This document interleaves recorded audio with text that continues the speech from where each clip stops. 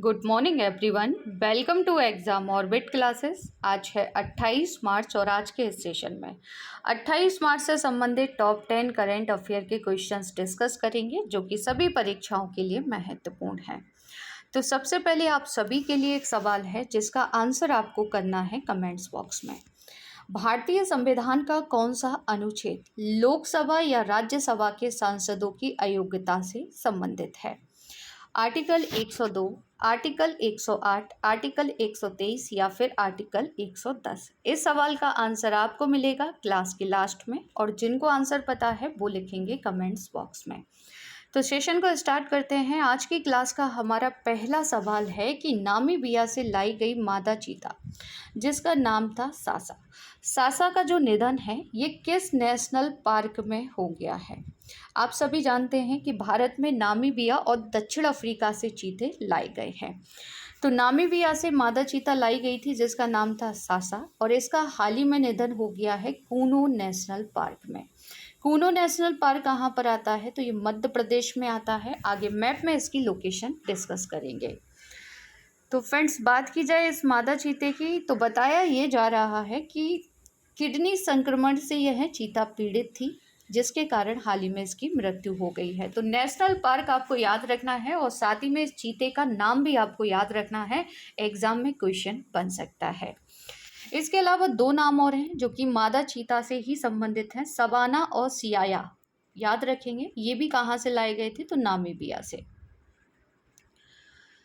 ये डेट दो आपको याद रखनी है। एक याद रखेंगे 17 सितंबर प्रधानमंत्री नरेंद्र मोदी जी के जन्म दिवस पर चीते कहाँ से लाए गए थे? नामीबिया से। कितने चीते लाए गए थे ये भी आपको याद रखना है। तो 8 चीते लाए गए थे जिनमें से 5 मादा थी और 3 नर थे। कहाँ पर इन्हें छोड़ा गया? तो शिवपुर के कूनो नेशनल पार्क में छोड़ा गया था। इसके बाद 18 फरवरी को दक्षिण अफ्रीका से कितने चीते लाए गए? तो 12 चीते लाए गए थे जिसमें से 7 नर थे और 5 मादा चीते थे। तो ये डेट आपको याद रखनी है, एक 17 सितंबर और दूसरी आप याद रखेंगे 18 फरवरी। डायरेक्ट क्वेश्चन बन सकता है एग्जाम में। अब डिस्कस कर लेते हैं कि ये जो चीते भारत में लाए जा रहे हैं ये किस योजना के तहत लाए जा रहे हैं। तो फ्रेंड्स, एक योजना है जिसे कहते हैं पुनः पुनर्वासकारी योजना। इसका मतलब क्या है? तो किसी प्रजाति के पुनः पुनर्वास का अर्थ है उसे उस क्षेत्र में छोड़ना जहां वह जीवित रहने में सक्षम हो। योजना के तहत 5 वर्षों की अवधि में देश के विभिन्न राष्ट्रीय उद्यानों यानी कि विभिन्न नेशनल पार्कों में 50 चीते छोड़े जाएंगे। अब तक कितने आ चुके हैं? तो 20 आ चुके हैं जिसमें से 12 आए हैं दक्षिण अफ्रीका से और 8 चीते कहाँ से आए थे? तो ये नामीबिया से आए हैं। ठीक है। चीतों का भारत में विलुप्त होने का कारण, ये डेट आप अच्छे से याद कर लेंगे। 1952 में विलुप्त घोषित कर दिया गया था। किसको? चीते को। कहाँ पर? भारत में। देश का अंतिम चीता 1947 में छत्तीसगढ़ में मृत पाया गया था। ये बहुत ही महत्वपूर्ण न्यूज है, आगामी परीक्षा के लिए याद रखेंगे। वैसे तो हम बार बार रिवाइज करते रहेंगे तो ईजिली आपको याद हो जाएगा।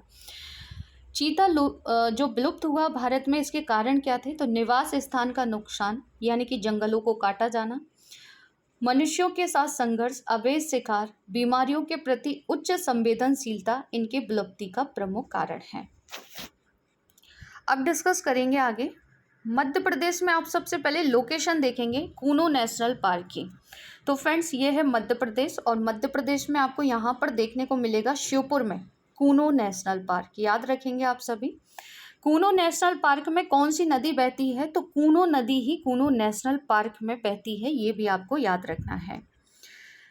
ये है मध्य प्रदेश के कुछ महत्वपूर्ण नेशनल पार्क जो कि देख सकते हैं आप सभी मैप में। सबसे पहले ऊपर देखने को मिलेगा आपको कूनो नेशनल पार्क, इसके बाद शिवपुरी में मिलेगा Madhav national park, Panna national park, Sanjay Gandhi national park, Bandhavgarh, Kanha Kisli, घुघबा, सतपुड़ा, वन विहार, डायनासोर, ओंकारेश्वर जो नेशनल पार्क है ये बनाया जाएगा, अभी प्रस्तावित है मध्य प्रदेश में। पेंच जो नेशनल पार्क है ये याद रखेंगे फ्रेंड्स, इसका कुछ एरिया महाराष्ट्र में आता है और इसका कुछ क्षेत्र आता है मध्य प्रदेश में, है ना। तो ये पूछ लेता है एग्जाम में। अब डिस्कस कर लेते हैं नामीबिया के बारे में। देखिए, दो देश आपको अच्छे से याद कर लेने हैं, एक दक्षिण अफ्रीका और दूसरा नामीबिया। खासकर इनकी कैपिटल और यहाँ के जो राष्ट्रपति हैं या फिर यहाँ की लोकेशन, ये आपको अच्छे से याद रखनी है। तो पहला सवाल बनेगा कि जो नामीबिया है ये किस महाद्वीप में स्थित देश है? तो फ्रेंड्स याद रखेंगे ये है अफ्रीका महाद्वीप में। नामीबिया की राजधानी क्या है? तो नामीबिया की राजधानी विंडहोक है। नामीबिया की मुद्रा को नामीबियाई डॉलर कहते हैं, इसके नाम में ही छुपा हुआ है, तो आप इजीली आंसर कर सकते हैं एग्जाम में। यहाँ के वर्तमान में प्रेसिडेंट है गेंगोब। ये याद रखेंगे आप सभी नामीबिया के बारे में। ठीक है, इसके बाद देखिए यहाँ पर एक महत्वपूर्ण न्यूज़ है जो कि पिक से ली गई है। नामीबिया की राजधानी विंडहोक के होसिया कोटाको हवाई अड्डे से उड़ान भरकर ग्वालियर पहुंचे थे जो चीते लाए गए थे ना नामीबिया से 8। ये हवाई अड्डा आपको याद रखना है, पूछा जा सकता है कि ये किस देश में है ना। और ग्वालियर से चिनूक हेलीकॉप्टर के जरिए कूनो नेशनल पार्क में इन्हें लाया गया था। पहली बार हवाई जहाज से चीते एक देश से दूसरे देश लाए गए थे। डिस्कस कर लेते हैं दक्षिण अफ्रीका के बारे में। तो देखिए, दक्षिण अफ्रीका जो है ना, ये अफ्रीका महाद्वीप में स्थित ही एक देश है। लोकेशन आप सभी याद रखेंगे, ये है दक्षिण अफ्रीका। ठीक है, दक्षिण अफ्रीका के बारे में आपको क्या क्या याद रखना है? तो दक्षिण अफ्रीका के प्रेसिडेंट सिरिल रामाफोसा हैं। यहाँ की राजधानियाँ याद रखेंगे। देखिए, केप टाउन विधायी राजधानी है, प्रिटोरिया कार्यकारी राजधानी है और ब्लोमफोंटेन यहाँ की न्यायिक राजधानी है। यानी कि दक्षिण अफ्रीका की 3 राजधानियाँ हैं। यहाँ की मुद्रा को कहते हैं रेंट। ये आप अच्छे से याद कर लेंगे, पूछा जा सकता है ना। आगे डिस्कस कर लेते हैं। तो फ्रेंड्स, अगर आप लोग पहली बार चैनल पर विजिट कर रहे हैं तो चैनल को सब्सक्राइब कर लीजिएगा, साथ ही बेल आइकन दबाना बिल्कुल ना भूलें, जिससे आप सभी को जो क्लास का नोटिफिकेशन है वो सबसे पहले मिल जाएगा। साथ ही में इस क्लास की जो PDF है ना, वो बाद में आप सभी को टेलीग्राम चैनल पर मिल जाएगी। टेलीग्राम पर जाकर एग्ज़ाम ऑर्बिट क्लासेस से लोगो आपको दिखाई देगा। जिसने भी टेलीग्राम चैनल ज्वाइन नहीं किया है, ज्वाइन कर लीजिए फ्रेंड्स, क्योंकि PDF के अलावा आपको करेंट से संबंधित जो भी अपडेट होता है ना, वो आपको टेलीग्राम पर ईजिली मिल जाता है। इसके अलावा GK GS के जो महत्वपूर्ण क्वेश्चंस हैं आगामी परीक्षा के लिए, वो सभी आपको टेलीग्राम चैनल पर डेली कराए जाते हैं, तो इसे आप ज्वाइन जरूर कर लीजिएगा। अगला सवाल देखते हैं। महिला प्रीमियर लीग का फाइनल किस स्टेडियम में खेला गया? देखिए, ये क्वेश्चन मैंने चैनल पर भी लगाया था और साथ ही में आपको टेलीग्राम पर भी इसका अपडेट मिल गया था सुबह ही। तो महिला प्रीमियर लीग का जो फाइनल है ये किस क्रिकेट स्टेडियम में खेला गया है? तो ये क्रिकेट स्टेडियम आपको याद रखना है, ये है ब्रेबॉर्न स्टेडियम। आता कहाँ पर है? तो ये है नवी मुंबई में। नरेंद्र मोदी स्टेडियम अहमदाबाद में है, आई होप आप सभी को याद होगा। भूपेन हजारिका जो स्टेडियम है ये गुवाहाटी में आता है। वानखेड़े जो स्टेडियम है ये आता है आपका मुंबई में। तो डिस्कस कर लेते हैं इसी से संबंधित। तो देखिए, मुंबई इंडियंस की टीम ने 26 मार्च को ब्रेबॉर्न स्टेडियम यानी कि नवी मुंबई में दिल्ली कैपिटल्स को 7 विकेट से हराकर यह खिताब जीत लिया है। दिल्ली की कप्तान कौन थी? तो दिल्ली की कप्तान याद रखेंगे, इनका नाम था मैक लैनिंग। आगे डिस्कस करेंगे कुछ महत्वपूर्ण पुरस्कारों के बारे में इसी ट्रॉफी से संबंधित। कितनी टीमों ने भाग लिया था? तो कुल 5 टीमें इसमें खेली थी। तो इससे संबंधित कुछ महत्वपूर्ण पुरस्कार हैं जो आप याद रखेंगे। देखिए, फेयर प्ले अवार्ड ये किसे दिया गया है? तो ये मुंबई इंडियंस और दिल्ली कैपिटल्स को मिला है। कैच ऑफ द सीजन ये मिला है हरमनप्रीत कौर को, जो कि किससे संबंधित थी? मुंबई इंडियंस से। पर्पल कैप विजेता कौन रही हैं? तो हेले रही हैं। ऑरेंज कैप किसे मिला है? तो मैक लैनिंग, जिनके बारे में अभी हमने डिस्कस किया है। उप विजेता रहा है दिल्ली कैपिटल्स और चैंपियन बन गई है मुंबई इंडियंस। तो इतनी जानकारी आप सभी को इसके बारे में याद रखनी है। अब डिस्कस कर लेते हैं भारत के प्रमुख स्टेडियम। रायबरेली के हॉकी स्टेडियम का नाम याद रखेंगे, बहुत महत्वपूर्ण न्यूज़ है, ये पूछी जा सकती है, डायरेक्ट क्वेश्चन एग्जाम में बनेगा इसका। रानीज गर्ल्स हॉकी टर्फ याद रखेंगे आप सभी। रानी रामपाल के नाम पर इस हॉकी स्टेडियम का नाम रखा गया है। ये भी बन सकता है कि रानी रामपाल का संबंध किस खेल से है, तो हॉकी की ये काफ़ी अच्छी खिलाड़ी हैं। भूपेन हजारिका स्टेडियम अभी हम डिस्कस कर चुके हैं, ये गुवाहाटी में है। राजीव गांधी अंतर्राष्ट्रीय क्रिकेट स्टेडियम ये हैदराबाद में है। Birsa Munda international hockey stadium Rourkela Orissa याद रखेंगे। अरुण जेटली स्टेडियम कहाँ पर है, तो ये आता है दिल्ली में। पहले इसे फिरोज शाह कोटला ग्राउंड के नाम से जानते थे। होलकर जो स्टेडियम है ये आता है फ्रेंड्स इंदौर मध्य प्रदेश में। ग्रीन पार्क स्टेडियम ये कानपुर में है। साल्ट लेक स्टेडियम कोलकाता में है। ईडन गार्डन कोलकाता में है। शहीद वीर नारायण सिंह अंतर्राष्ट्रीय क्रिकेट स्टेडियम रायपुर छत्तीसगढ़ में है। तो ये भारत के कुछ प्रमुख स्टेडियम हैं जो कि बार बार एग्जाम में देखने को मिलते हैं, इसलिए आप सभी याद रखिएगा। अगला सवाल देखते हैं, अरावली ग्रीन बॉल परियोजना का शुभारंभ किसने किया है। तो अरावली से संबंधित जो ग्रीन बॉल परियोजना है इसका शुभारंभ किया गया है भूपेंद्र यादव जी के द्वारा। भूपेंद्र यादव कौन है, तो ये वर्तमान में पर्यावरण, वन और जलवायु परिवर्तन मंत्री हैं। इन्हीं के द्वारा यह उद्घाटन किया गया है। तो फ्रेंड्स इस योजना का मकसद क्या है, तो देखिए इसका जो उद्देश्य है वो हरियाणा, राजस्थान, गुजरात और दिल्ली। देखिए ये क्वेश्चन भी बनता है कि अरावली का जो विस्तार है वो कहाँ से कहाँ तक है। ज्योग्राफी का क्वेश्चन बन जाता है अक्सर एग्जाम में, तो याद रखेंगे अरावली हरियाणा, राजस्थान, गुजरात और दिल्ली में इसका विस्तार है। तो इन राज्यों में अरावली पहाड़ी श्रृंखला के आसपास के 5 किलोमीटर क्षेत्र को वृक्षारोपण करना है, यानी कि इसका जो मकसद है वो 5 किलोमीटर क्षेत्र को वृक्षारोपण यानी कि वृक्ष लगाने हैं। लोकेशन देखेंगे आप सभी तो मैप के माध्यम से भी आप सभी समझ सकते हैं, गुजरात, राजस्थान, हरियाणा और दिल्ली, ये है अरावली। अच्छा, अरावली की सबसे ऊंची चोटी कौन सी है, आई होप आप सभी को याद होगा, गुरु शिखर है। और ये कहाँ पर है, तो ये आती है माउंट आबू पर। आगे डिस्कस करेंगे लेटेस्ट करंट अफेयर में कुछ एक्स्ट्रा फैक्ट। एरोस्पेस प्रमुख बोइंग द्वारा भारत के किस शहर में पहला ग्लोबल सपोर्ट सेंटर स्थापित करने की घोषणा की गई है, गुरुग्राम हरियाणा में। शहरी नदियों के प्रबंधन की रणनीतियों पर चर्चा करने के लिए पहली बैठक कहाँ हुई है, पुणे में। भारत ने हाल ही में किसके साथ मिलकर डिजिटल वर्क प्लान 2023 अपनाया है, आसियान के साथ मिलकर। WHO द्वारा पहली बार किस देश में मारबर्ग रोग के प्रकोप की पुष्टि हुई है, तो ये इक्वेटोरियल गिनी में पुष्टि की गई है WHO के द्वारा। नेक्स्ट क्वेश्चन है कि किसके सह संस्थापक गार्डन मूर का 94 वर्ष की आयु में निधन हो गया है। फ्रेंड्स ये नाम आपको याद रखना है, यहाँ से क्वेश्चन बनने की संभावना है, आगे चर्चा करेंगे इनके बारे में। तो फ्रेंड्स ये सह संस्थापक थे इंटेल के बारे में आई होप आप सभी ने सुना होगा, है ना। तो इसके सह संस्थापक थे। सबसे पहले जान लेते हैं इंटेल की स्थापना कब की गई थी और किसने की थी। तो देखिए इंटेल की स्थापना क्वेश्चन अगर एग्जाम में बनता है तो याद रखेंगे जुलाई 1968 में होती है और इसकी स्थापना गॉर्डन मूर और रॉबर्ट नोएस के द्वारा की जाती है, याद रखेंगे।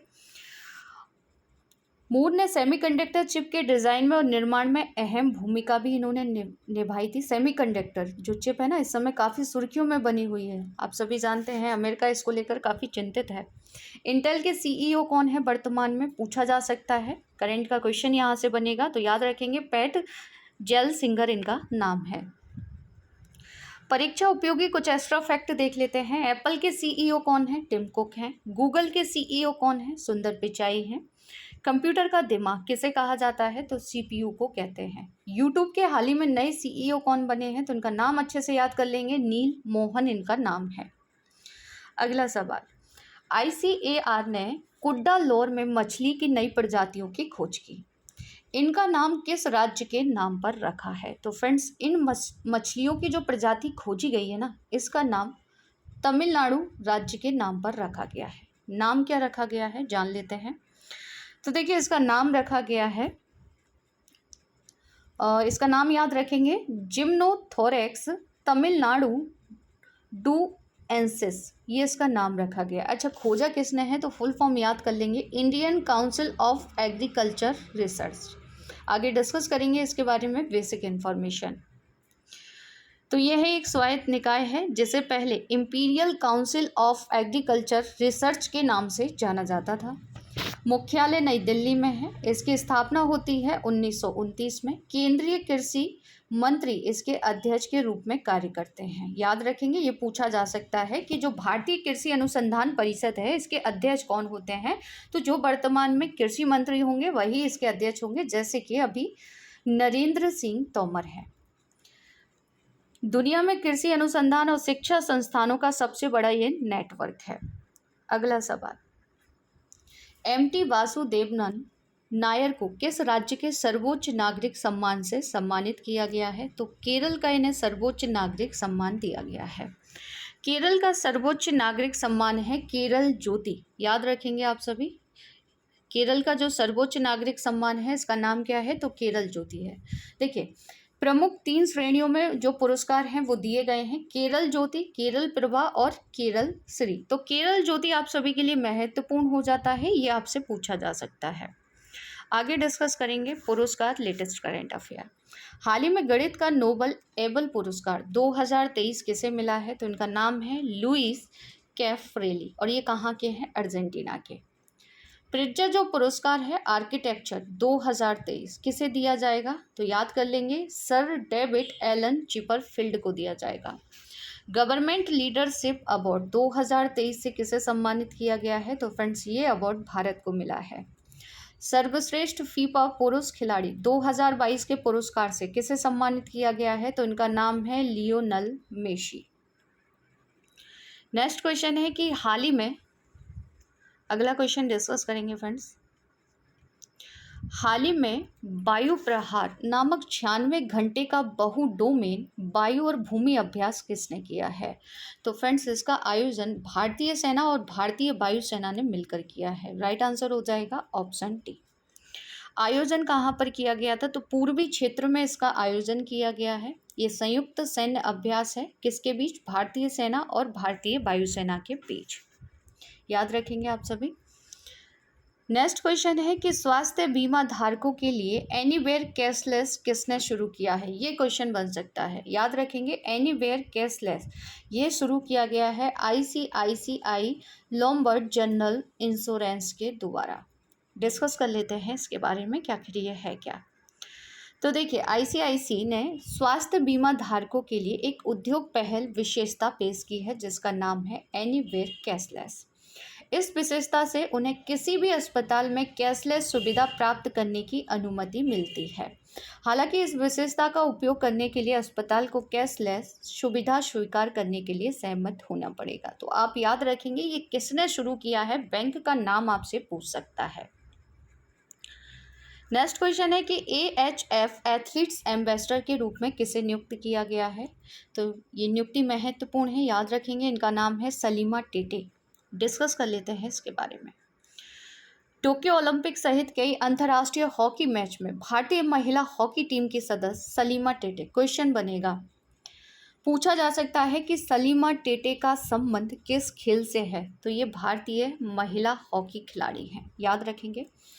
एशिया हॉकी महासंघ ने 25 मार्च 2023 से 25 मार्च 2025 तक के लिए एशिया महादेश का एथलेटिक्स एम्बेसडर इन्हें बनाया है। फ्रेंड्स इनका काम क्या होगा? तो देखिए, 2 साल के लिए इनकी नियुक्ति की गई है। एशियन हॉकी फेडरेशन के एथलीट एम्बेसडर के रूप में वह एथलीटों के अंतर्राष्ट्रीय प्रतिनिधित्व विकास की भूमिका निभाएंगी, एथलीटों के अधिकारों को और एथलीटों के कल्याण के बारे में जागरूकता बढ़ाने में मदद करेंगी। ठीक है, कुछ परीक्षा उपयोगी पॉइंट हैं, डिस्कस कर लेते हैं। हॉकी इंडिया के अध्यक्ष कौन बने हैं? दिलीप तिर्की।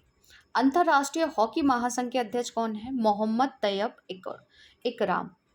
अंतर्राष्ट्रीय हॉकी महासंघ का मुख्यालय कहाँ पर है? लॉजेंड, स्विट्जरलैंड में है। हाल ही में सचिन तेंदुलकर का स्टैचू कहाँ लगाने की घोषणा की गई है? तो मुंबई के वानखेड़े स्टेडियम में लगाने की घोषणा की गई है। ये न्यूज़ याद रखेंगे, पूछी जा सकती है। वर्ष 2022 के लिए BCC India sports women of the year का जो पुरस्कार है किसे दिया गया? मीराबाई चानू। नेक्स्ट क्वेश्चन है कि Swiss open super series 300 tournaments में मेंस डबल का जो खिताब है ये किसने जीत लिया है? तो फ्रेंड्स ये खिताब भारत ने जीत लिया है। भारत के 2 प्लेयर हैं जिनका नाम आपको याद रखना है, सात्विक साईराज रंकी रेड्डी और चिराग शेट्टी, जिन्हें आप सभी पिक में देख सकते हैं। इन्होंने स्विस ओपन 2023 का जो खिताब है जीत लिया है। देखिए, यहाँ पर क्वेश्चन बन सकता है कि स्विस ओपन 2022 का जो महिला एकल का खिताब था ना, ये किसने जीता था? तो फ्रेंड्स याद रखेंगे ये PV सिंधु ने जीता था 2022 महिला एकल का खिताब। ये हाल ही की न्यूज़ है, डिस्कस कर लेते हैं। भारतीय भारोत्तोलकों धनुष लोकनाथन और ज्योत्सना साबर ने अल्बानिया के डूरेस में IWF विश्व युवा चैंपियनशिप में अपनी अपनी श्रेणियों में कौन सा पदक इन्होंने जीता है? तो कांस्य पदक इन्होंने जीत लिया है। निकहत जरीन ने 26 मार्च को नई दिल्ली में विश्व महिला मुक्केबाजी चैंपियनशिप में 50 किलोग्राम वर्ग में किस देश की गुएन थो टेम को हराकर विश्व चैंपियन ये बन गई हैं? महत्वपूर्ण सवाल है, याद रखेंगे। तो इन्होंने वियतनाम की प्लेयर को हराया है। लवलीना बोरगोहेन ने 26 मार्च को नई दिल्ली में विश्व महिला मुक्केबाजी चैंपियनशिप में 75 किलोग्राम फाइनल में किस देश की कैटलीन पार्कर को हराकर स्वर्ण पदक जीता है? ऑस्ट्रेलिया। तो ये जानकारी आप सभी को याद रखनी है। अगला सवाल देखिए, क्लास की शुरुआत में एक क्वेश्चन मैंने आपसे पूछा था, इसका सही आंसर होगा आर्टिकल 102। फ्रेंड्स, आर्टिकल 102 इस समय काफ़ी सुर्खियों में बना हुआ है और पॉलिटी से रिलेटेड ये क्वेश्चन है, तो ये आपको एग्जाम में देखने को मिल सकता है। तो याद रखेंगे, भारतीय संविधान का कौन सा अनुच्छेद लोकसभा या राज्यसभा के सांसदों की अयोग्यता से संबंधित है? आर्टिकल 102। ये आर्टिकल इसलिए सुर्खियों में बना हुआ है क्योंकि यह सांसद की देखिए लोकसभा सचिवालय द्वारा राहुल गांधी को सांसद के पद से अयोग्य ठहराने के लिए जारी नोटिस में भारतीय संविधान के अनुच्छेद 102(1)(e) और जनप्रतिनिधि अधिनियम 1951 का उल्लेख किया गया है, इसलिए ये काफ़ी सुर्खियों में बना हुआ है। तो आप बस इतना याद रखिएगा, अनुच्छेद 102 किससे संबंधित है। कल के सेशन का रिवीजन कर लेते हैं एक बार। एनजीटी ने रामसर स्थलों की सुरक्षा में विफल रहने पर निम्न में से किस राज्य पर 10 करोड़ रुपए का जुर्माना लगाया है? केरल पर। किस देश की जनसंख्या में 11 साल में 25 लाख की बढ़ोतरी हुई है? नेपाल। खबरों में रहा सिनियाहा द्वीप किस देश में स्थित है? तो फ्रेंड्स याद रखेंगे, ये आता है संयुक्त अरब अमीरात में। पीएम मोदी ने यानी कि प्रधानमंत्री नरेंद्र मोदी जी ने 13.71 किलोमीटर लंबी व्हाइटफील्ड मेट्रो से कृष्णराजपुरा मेट्रो लाइन का उद्घाटन कहाँ पर किया? बेंगलोर, कर्नाटक में। नीतू घंगस और स्वीटी बुरा का संबंध किस खेल से है? तो फ्रेंड्स याद रखेंगे, ये है मुक्केबाज। National science centre innovation festival कार्यक्रम का उद्घाटन कहाँ पर हुआ है? नई दिल्ली में। हाल ही में आई DGCA की रिपोर्ट के अनुसार दुनिया में सबसे ज़्यादा महिला पायलट किस देश में है? तो फ्रेंड्स भारत में है। 17 से 30 अप्रैल तक सौराष्ट्र तमिल संगमम कहाँ पर होगा? तो इसका आयोजन किया जाएगा गुजरात में। सरहुल जो उत्सव है ये कहाँ मनाया गया? तो इसका आयोजन किया गया था झारखंड में। फोर्ब्स इंडिया लीडरशिप अवार्ड्स 2023 में जेन नेक्स्ट एंटरप्रेन्योर अवार्ड्स किसने जीता है? ईसा अंबानी। किस मंत्रालय द्वारा सागर मंथन डैशबोर्ड का शुभारंभ किया गया? तो फ्रेंड्स याद रखेंगे, बंदरगाह, नौवहन और जलमार्ग मंत्रालय द्वारा। तो ये था कल का करंट अफेयर। अगर डिटेल से जानना है तो एक बार कल की क्लास ज़रूर देख लीजिएगा। डिस्कस करेंगे टॉप 10 स्टैटिक जीके में। रिवीजन कर लेते हैं पंचवर्षीय योजना। भारत की पहली पंचवर्षीय योजना कब प्रारंभ होती है? 1951 में। प्रथम पंचवर्षीय योजना किस मॉडल पर आधारित थी? हेड और डोमर मॉडल पर। भारत की पहली पंचवर्षीय योजना का प्रमुख लक्ष्य क्या था? कृषि का विकास। प्रथम पंचवर्षीय योजना में सबसे अधिक बल किस पर दिया गया? कृषि एवं सिंचाई पर। भारत में औद्योगिकरण की प्रक्रिया किस पंचवर्षीय योजना में प्रारंभ की गई? दूसरी पंचवर्षीय योजना में। दूसरी पंचवर्षीय योजना किस मॉडल पर आधारित थी? तो याद रखेंगे, PC महानोवलिस मॉडल पर। द्वितीय पंचवर्षीय योजना में किस पर अधिक जोर दिया गया था? औद्योगिक विकास पर। किस पंचवर्षीय योजना के दौरान देश में 3 लौह इस्पात संयंत्र स्थापित किए गए? दूसरी पंचवर्षीय योजना में। हरित क्रांति की शुरुआत किस पंचवर्षीय योजना में की गई थी? तीसरी पंचवर्षीय योजना में। चौथी पंचवर्षीय योजना का प्रारूप किसने तैयार किया था? तो इनका नाम था DR गाडगिल। याद रखेंगे आप सभी। देखिए, पहली और दूसरी का तो सभी याद रख लेते हैं, तीसरी भी आपको याद रखनी है। कल के सेशन में आपसे जो सवाल पूछे गए थे, आंसर एक एक करके डिस्कस करेंगे। झोंगसिंग 26 जो उपग्रह है, इसका प्रक्षेपण किसने किया था? तो सही आंसर था ऑप्शन सी, चाइना ने। Hollywood critics association film awards 2023 में किस फिल्म ने पुरस्कार जीता? सही आंसर था ऑप्शन ए RRR। संविधान का कौन सा भाग नागरिकता से संबंधित है? तो आंसर हो जाएगा भाग 2। सिजदा एवं पैबोस प्रथा का प्रचलन किसने किया था? सही आंसर था, याद रखेंगे, ऑप्शन ए बलबन। अब आप सभी के लिए कुछ सवाल हैं जिनके आंसर आपको करने हैं कमेंट्स बॉक्स में। पहला सवाल, कौन सा देश ब्रिक्स न्यू डेवलपमेंट बैंक का नया सदस्य बना है? अगला सवाल, पानी के भीतर हमला करने वाले परमाणु ड्रोन का परीक्षण किसने किया है? नेक्स्ट, सबसे बड़ी कोशिका है।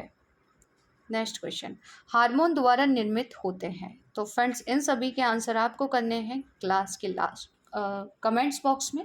आज का ये सेशन आप सभी को कैसा लगा कमेंट्स करके ज़रूर बताइएगा। अगर क्लास अच्छी लगी हो तो क्लास को ज़्यादा से ज़्यादा शेयर कीजिएगा, लाइक कीजिएगा और चैनल को सब्सक्राइब ज़रूर कीजिएगा।